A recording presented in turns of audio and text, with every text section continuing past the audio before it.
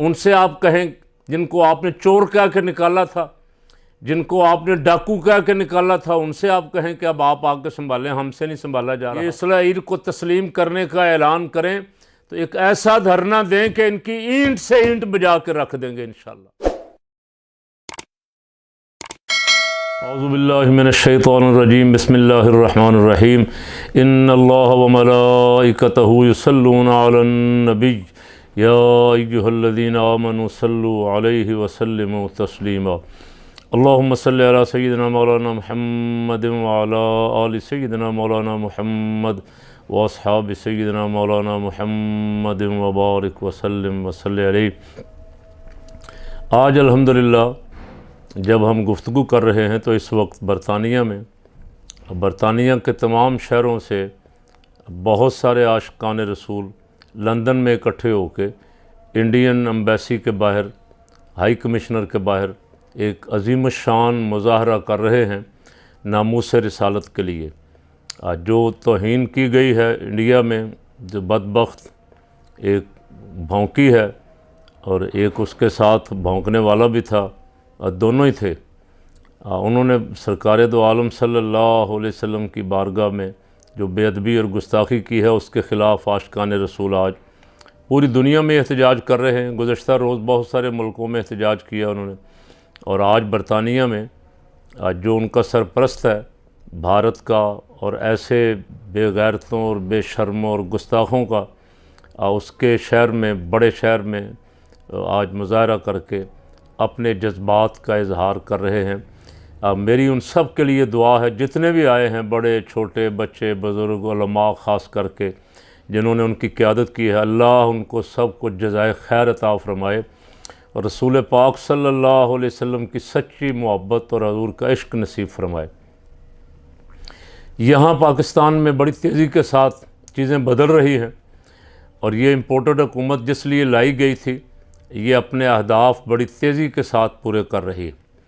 इनको लाया क्यों गया था, मेरे जैसा एक वर्कर तो सोच के ही उसका सारा अंदर ही हिल जाता है कि यार ये कैसे ऐसे लोग अभी इस ज़माने में भी हैं कि जो अपने ज़ाती मफाद के लिए किसी गैर को राज़ी करने के लिए अपना मुल्क तबाह करेंगे, अल्लाह रसूल को नाराज़ करेंगे। इनको लाना, इसके पीछे जो कुछ है वो तो आप बहुत सुन चुके हैं, सुन रहे हैं, लेकिन इनको लाया क्यों गया था वो अब आपको नज़र आना शुरू हो गया। इनसे बहुत सारे काम करवाने थे, इनसे जो काम करवाने थे वो उनमें से बहुत आधे को तो वो कर चुके हैं और बाकियों की बड़ी तेज़ी से वो तैयारी कर रहे हैं।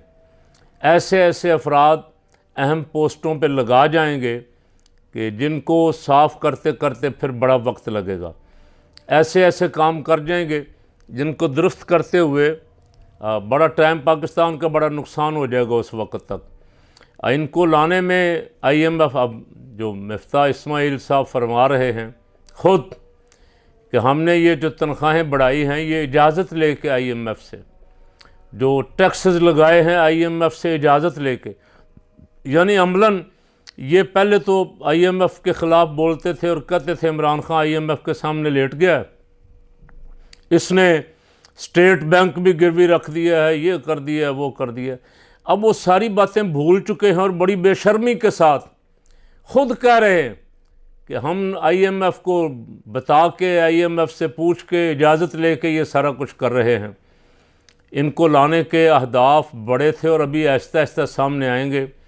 इलेक्शन कमीशन के मेंबरान अपनी मर्ज़ी के लगा रहे हैं। इलेक्शन कमीशन में सारा निज़ाम सेट कर लेंगे कि किस तरह धांधली करनी, सारा कुछ सेट करके फिर इलेक्शन करवाएंगे। साहब वो जरदारी साहब कहते थे कि हमने कच्चे हाथ नहीं डाले, वो आइंदा का इंतज़ाम कर रहे हैं कि इलेक्शन के बाद भी 10 साल हम चाहते हैं इकट्ठे मिल के चलें। यानी मुझे तो हैरानगी होती है कि कोई इंसान के अंदर ज़मीर होता है, कोई गैरत होती है, और वो गैरत और ज़मीर उसको बाज़ दफ़ा कितना भी बंदा मजबूर हो जाए कुछ काम नहीं करने देता। जिस तरह शहबाज शरीफ ने जरदारी के ख़िलाफ़ पेट फाड़ने की और उसका धोखाबाज और फ्रॉडिया और लुटेरा और डाकू होने की बातें की थीं, इस तरह अब लेट जाना। अब मैंने सुना कि अमलन शहबाज शरीफ साहब रो पड़े और उन्होंने कहा कि मुझे बचाओ, मुझे गालियाँ पड़ रही हैं चारों तरफ से। फिर जरदारी साहब ने अपने इशाइये पे बाकी लीडरों को भी बुला के, जो उनके इत्यादी हैं, हौसला दिया कि हम आपके साथ हैं, आप परेशान ना हो, कोई बात नहीं, ये गालियाँ पड़ती हैं, इतना माल जो बनाया है आपने और बनाना है तो गालियाँ तो कुछ खानी पड़ेंगी, कुछ तसल्ली दी है उनको। अच्छा, वो लाए क्यों गए हैं? ज़ाहिर है उनसे काम बड़े लेने हैं, और काम बड़े इस तरह के काम लेने हैं जिन पे शायद उनका ज़मीर भी आमादा नहीं होगा, लेकिन करेंगे इसलिए कि बड़े बड़े केस हैं उनके ख़िलाफ़, उन केसों से भी बरी करना है, बरी करवाना है, अपने आप को निकालना है। तो फिर बातें तो सब माननी पड़ेंगी ना। अमेरिका बहादुर की बातें माननी पड़ेंगी, ताकतवरों की बातें माननी पड़ेंगी, जैसा वो कहेंगे वैसा करना पड़ेगा। अब जो सबसे ख़तरनाक ख़बरें आ रही हैं, भारत से इनके ताल्लुकात की ख़बरें तो पहले ही पता ही था कि इनके साथ, भारत के साथ ताल्लुकात हैं। ये भारत को सलामती कौंसिल का रुकन बनवाने के लिए भी राह हमवार करके, वो जो बाहर साहब बैठे हुए हैं सपूत ज़रदारी, हिना रब्बानी खर के साथ फिर रहे हैं, मौज मेला कर रहे हैं, को पेरिस में हैं, कई दिनों से लोग तलाश कर रहे हैं उनको। अब वो वहाँ वादे कर रहे हैं। वो वादे क्यों कर रहे हैं? इसलिए कि अगली टर्म वो चाहते हैं अगले 5 साल हमें मिले, और शुनीद ये है कि वादा उनसे किया गया है, पीपी से वादा किया गया है अगले 5 सालों का। ये ख़बर मुझे अदम एतमाद से काफ़ी महीने पहले कोई साहब दे गए थे, और उस वक्त मेरे ज़हन में, मेरे दिमाग में ये आती नहीं थी, मानता नहीं था दिल कि कैसे होगा, कैसे लाए जाएंगे, कैसे इनको हटाया जाएगा। लेकिन वो सारा कुछ अपनी आँखों से देखा है, अभी बिल्कुल ताज़ा है कि किस तरह वो सारा कुछ हुआ, किस तरह जरदारी साहब के साथ मामला तय हुए। जिस दिन जरदारी ने कहा, अब हमें आके कहते हैं जनाब कि हमसे नहीं संभाला जा रहा, इनसे नहीं संभाला जा रहा, तुम संभालो, तो ये इस जुमले में जो ख़बर थी मुझे बड़ी शर्म आई सुन के। कहते हैं, हमें आके कहते हैं, यार इस हद तक इंसान गिर सकता है कि वो लोग जिनके केस हैं बड़े बड़े अदालतों में, आप उनके पास भी चल के चले जाएं और जाके मिन्नत करें और इदारों की इज़्ज़त खाक में मिला के रख दें। उनसे आप कहें, जिनको आपने चोर कह के निकाला था, जिनको आपने डाकू कह के निकाला था, उनसे आप कहें कि अब आप आके संभालें, हमसे नहीं संभाला जा रहा। तो उस वक्त की खबर तो मिल गई थी कि क्या होने जा रहा है, बड़ा काम लिया जा रहा है। ख़बरें आ रही हैं कि जो साहब वज़ीर ख़ारजा बना के भेजे गए हैं वो वादे कर रहे हैं बाहर, इसराइल को मंजूर तस्लीम करने के वादे भी हो रहे हैं। ख़बरें आ रही हैं, अल्लाह करे ये झूठी हो, मैं भी दुआ करता हूँ, आप भी दुआ करें। माहौल बनाया जा रहा है, कुछ लफाफा साफ़ी छोड़ दिए गए हैं जो इसके लिए माहौल बना रहे हैं। इसराइल को तस्लीम करने की ख़बरें गर्दिश कर रही हैं। बाहर के अखबारात, इसराइल के अखबारात, अमेरिका के अखबारात ये ख़बरें छाप रहे हैं। हमारे मीडिया में यहाँ ब्लैकआउट है, इसलिए कि यहाँ इश्तिहार दिए जा रहे हैं करोड़ों के, अरबों के, 2-2 हज़ार रुपया गरीबों को दिया जाएगा। जो इमरान 10-10 लाख का कार्ड दे रहा था, सेहत कार्ड जिसने सबको दे दिए थे, वो बुरा था। 2,000 का कार्ड दे के एहसान फरमा रहे हैं, मजाक उड़ा रहे हैं कौम का। खान साहब 10 लाख का सेहत कार्ड दे रहे थे, और कहीं सेहत कार्ड दे रहे थे, कहीं किसान कार्ड दे रहे थे, कहीं एहसास कार्ड दे रहे थे, वो सब बुरा था। और अब ये 2-2 हज़ार का कार्ड दे के कौम पे एहसान जतला रहे हैं। के कार्ड के इश्तिहार जो दिए जा रहे हैं अखबारों में, अरबों के इश्तिहार दिए जा रहे हैं। इस तरह ये कौम का तिया पंचा करते रहे हैं। अब ये सोशल मीडिया ने, और मैं समझता हूँ इसमें इमरान खान का बहुत बड़ा हाथ है। इमरान खान ने इनको बेनकाब कर दिया है, ये शोर डाल डाल के कि इन्होंने कितना इश्तिहारबाजी पे, अपनी तशहीर पे कितना खर्च किया। उसने बच्चे बच्चे को ये खबर कर दी।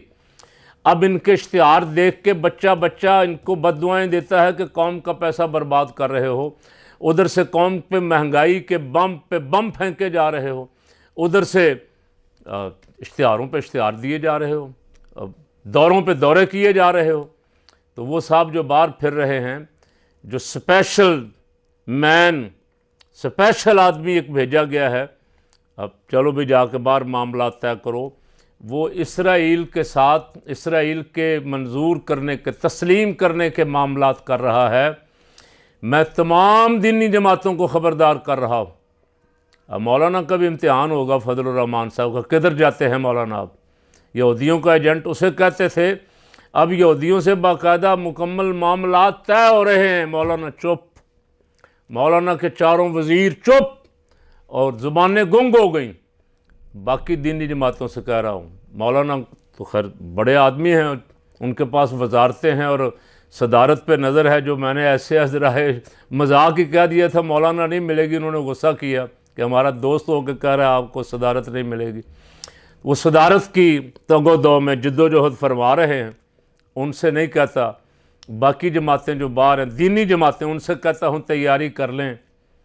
लब्बैक वालों से भी कहता हूँ, सिरात मुस्तकीम वालों से भी कहता हूँ, जमीयत उलमाए पाकिस्तान से भी, सुन्नी तहरीक से भी, जमात इस्लामी से भी। अब बाहर जमीयत अहले हदीस के एक ग्रुप तो अंदर ही है, नवाज शरीफ और शहबाज शरीफ के साथ है, वो तो इसराइल तस्लीम करने में आमादा है। इसलिए कि इसराइल तस्लीम करने का इशारा सऊदीया से होके आएगा तो पाक साफ सुथरा हो जाएगा। वो तो हरमैन तय्यबैन से आएगा जब होके, तो जमीयत अहले हदीस को तो कोई इतराज़ ही बाकी नहीं रहेगा। हाँ, बाकी दीनी जमातें जो हैं, नज़रिया पाकिस्तान के साथ जो खड़े लोग थे, उनसे कह रहा हूँ तैयारी कर लें एक बड़े धरने की। अगर खुदा न खास्ता ये इसराइल को तस्लीम करने का ऐलान करें तो एक ऐसा धरना दें कि इनकी ईंट से ईंट बजा के रख देंगे इंशाअल्लाह। इनकी आने वाली नस्लें भी याद रखेंगी कि पाकिस्तानी अपनी गैरत का सौदा नहीं करते, पाकिस्तानी अपने कायद के फरमान पे खड़े हैं। कायद आज़म मोहम्मद अली जिन्ना रहमतुल्लाह अलैह का जो मौक़िफ़ था इसराइल पे, उस पे खड़े। और जब तक बैतुल मक़दस को, जब तक फ़लस्तीन को बाकायदा एक रियासत तस्लीम नहीं कर लिया जाता अक़वाम मुत्तहिदा की तरफ से, इसराइल की तरफ से, उस वक्त तक इसराइल के साथ कोई मुज़ाकरात, कोई लेन देन, कोई तस्लीम करने वाला मामला हरगिज़ नहीं हो सकता।